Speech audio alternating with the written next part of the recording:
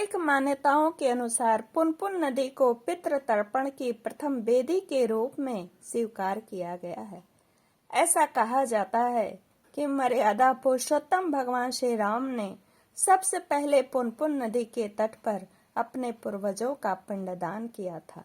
उसके बाद ही उन्होंने गया में फल्गु नदी के तट पर पिंडदान किया। अब आइए फल्गु नदी के तट पर पिंडदान की कथा और रेत का पिंड बनाकर दान करने की कथा, श्राद्ध कर्म करने की कथा सीता मैया के द्वारा उसका सुनिए। आगे आइए। वाल्मीकि रामायण में सीता द्वारा पिंडदान देकर दशरथ की आत्मा को मोक्ष मिलने का संदर्भ आता है। वनवास के दौरान भगवान राम, लक्ष्मण और सीता पितृपक्ष के दौरान श्राद्ध करने के लिए गया धाम पहुंचे। वहां श्राद्ध कर्म करने के लिए आवश्यक सामग्री जुटाने हेतु राम और लक्ष्मण नगर की ओर चल दिए। उधर दोपहरी हो गई थी। पिंडदान का कुतप समय निकला जा रहा था और सीता जी की व्यग्रता बढ़ती ही जा रही थी। तभी दशरथ की आत्मा ने पिंडदान की मांग कर दी। आकाशवाणी भी हुई कि पिंडदान का समय निकला जा रहा है। गया जी के आगे फल्गु नदी पर अकेली सीता जी असमंजस में पड़ गईं और उन्होंने फल्गु नदी के साथ वट वृक्ष, केतकी के फूल और गाय को साक्षी मानकर बालू का पिंड बनाकर स्वर्गीय राजा दशरथ जी के निमित्त पिंडदान दिया, जो उस समय आकाश में उपस्थित थे, और उनके पिंडदान से तृप्त होकर के उनको मोक्ष की गति प्राप्त हुई। राजा दशरथ को थोड़ी देर में भगवान राम और लक्ष्मण लौटे तो उन्होंने कहा कि समय निकल जाने के कारण मैंने स्वयं पिंडदान कर दिया। माँ भगवती सीता कहीं उनसे, बिना सामग्री के पिंडदान कैसे हो सकता है? इसके लिए राम ने सीता से प्रमाण मांगा।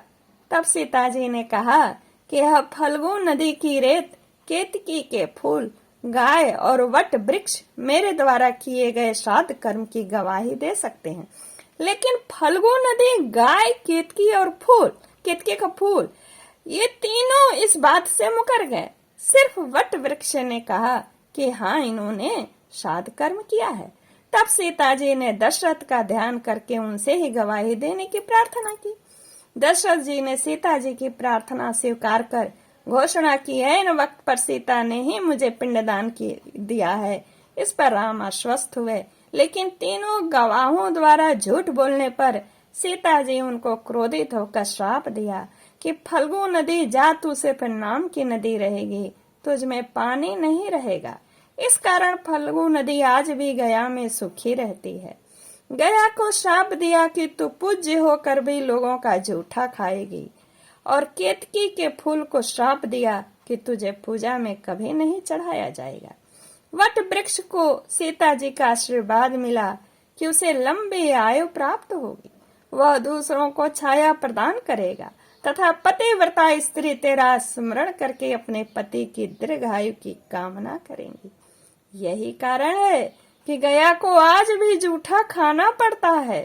केतकी के फूल को पूजा पाठ में वर्जित रखा गया है और फल्गु नदी के तट पर सीता कुंड में पानी के अभाव में आज भी सिर्फ बालू या रेत से पिंडदान दिया जाता है।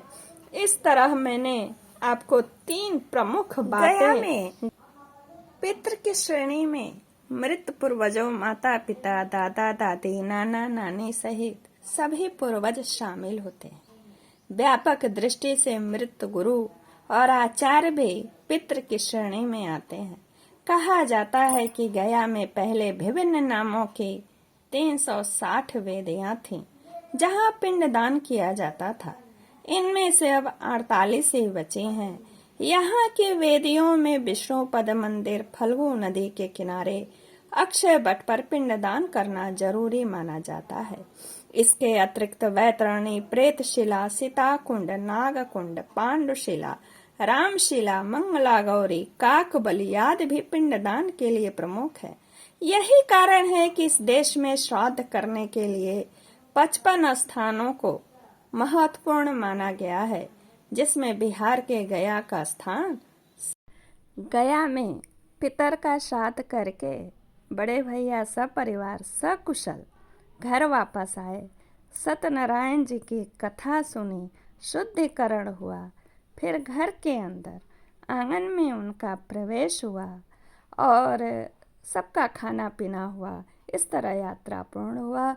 ओम पितृभ्यो नमः। जय श्री कृष्ण।